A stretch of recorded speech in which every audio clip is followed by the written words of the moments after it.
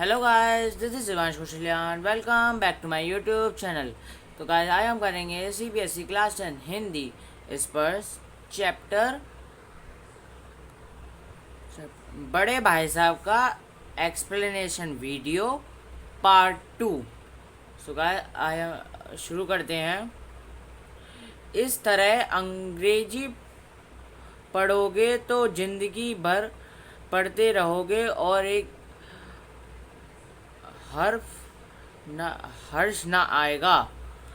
अंग्रेजी पढ़ना कोई हंसी खेल नहीं है कि जो चाहे पढ़ ले।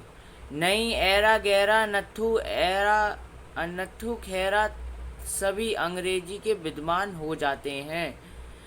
यहाँ रात दिन आंखें फोड़नी पड़ती हैं और खून जलाना पड़ता है, तब कहीं यह विद्या आती है। तो गाइस, ये कह रहे हैं जो बड़े भाई साहब हैं वो अपने छोटे भाई से कह रहे हैं अंग्रेजी कोई ऐसा वैसा कोई खेल थोड़ी है कि जो मर्जी आज जब पढ़ लें।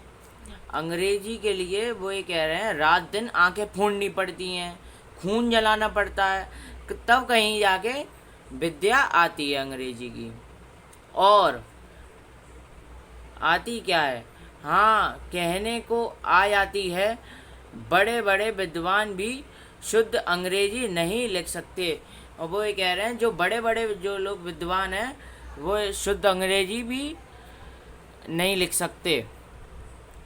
बोलना तो दूर रहा, बोलना तो बहुत दूर रहा। और मैं कहता हूँ तुम कितने धौंध हो कि मुझे देखकर भी सबक नहीं लेते। मतलब ये अपने बड़े भाई जो हैं वो छोटे भाई को एक तरह से कहते हैं ताना मार रहे हैं कि तुम मुझे देख के भी नहीं सीख सकते। और क्या और कहते हैं मैं कितनी मेहनत करता हूँ यह तुम अपनी आंखों से देखते हो। अगर नहीं देखते तो यह तुम्हारी आंखों का कसूर है, तुम्हारी बुद्धि का कसूर है। मतलब एक तरह से वो छोटे भाई को डांट रहे हैं कि मुझे देखो और मुझे देखकर अपना पढ़ने में मन लगाओ, ना कि खेल कूद में। ऐसा वो कहना चाह रहे हैं। एक मिनट। इतने इतने मेले तमाशे होते हैं, मुझे तुमने कभी देखने जाते देखा है? रोज ही क्रिकेट और हॉकी मैच होते हैं, मैं पास तक नहीं फटकता। हमेशा पढ़ता रहता हूँ, उस पर भी एक एक दर्जे में 2-2, 3-3 साल पढ़ा रहता हूँ। फिर भी तुम कैसे आशा करते हो कि तुम खेल कूद में वक्त गंवाकर पास हो जाओगे? मुझे तो 2 ही 3 साल लगते हैं। मतलब गाइस, ये कहना चाह रहे हैं बड़े भाई साहब, मतलब एक तरह से अपनी कुछ कुछ बुराइयां भी कर रहे हैं और कुछ कुछ छोटे भाई जो है उसको डांट भी रहे हैं। इन लाइनों में वो यही कर रहे हैं। एक सर मुझे 2 ही 3 साल लग जाते हैं, तुम उम्र भर इसी दर्जे में पढ़े रहोगे। अगर तुम्हें इस साल उम्र गंवानी है तो बेहतर है घर चले जाओ और मज़े से गुल्ली डंडा खेलो। दादा की गाड़ी कमाई के रुपयों क्यों बर्बाद करते हो? मतलब ये डांट रहे हैं कि अगर तुम्हें ऐसे ही सबके पैसे बर्बाद करने हैं तो तुम घर से जाओ और गिल्ली डंडा खेलो। मैं ये लताड़ सुनकर आंसू बहाने लगता। जवाब ही क्या था? अपराध तो मैंने किया, लताड़ कौन सहे? बड़े भाई साहब उपदेश की कला में निपुण थे। ऐसी ऐसी लगती बातें कहते, ऐसे ऐसे सुक्ति भाष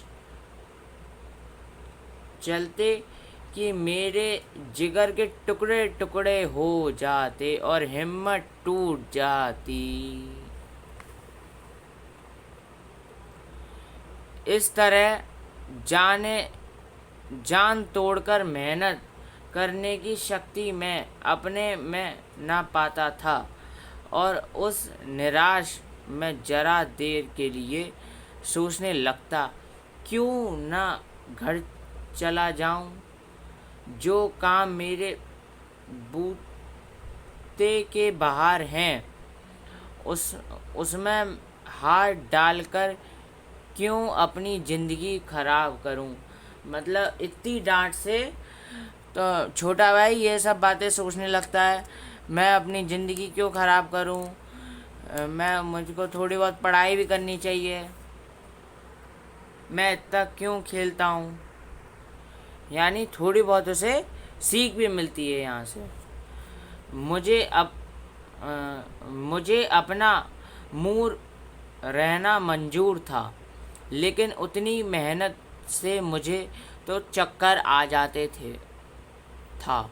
लेकिन घंटे 2 घंटे के बाद निराश के बादल फट जाते और मैं इरादा करता कि आगे से खूब जी जान लगाकर पढ़ूंगा। मतलब जो डांट के जो बादल थे वो 2-3 घंटे में हट जाते और फिर नई उमंग में, यानी मतलब एक तरह से कह सकते हैं नया परिवर्तन फिर आ जाता कि आगे मैं अच्छे से मेहनत करूँगा।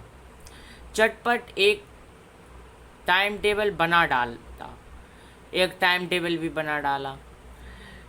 बिना पहले से नक्शा बनाए कोई स्कीम तैयार किया, काम कैसे करूं।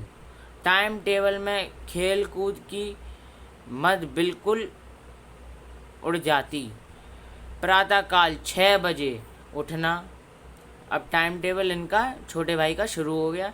प्रातःकाल 6 बजे उठना जो उन्होंने बनाया। 6 बजे उठना, मुंह हाथ धोकर नाश्ता कर पढ़ने बैठ जाना। 6 से 8 तक अंग्रेजी, 8 से 9 तक हिसाब, 9 से 9:30 तक इतिहास, फिर भोजन और स्कूल।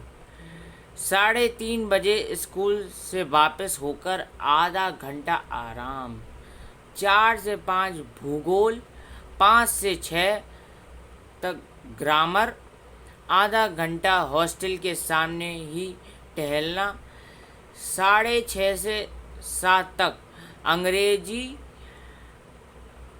कंपोजिशन, फिर भोजन करके 8 से 9 तक अनुवाद, 9 से 10 तक हिंदी, 10 से 11 तक विविध विषय, फिर विश्राम। ये उनका छोटे भाई ने टाइम टेबल बना डाला। अब गाइस आगे ट्विस्ट आप देखना।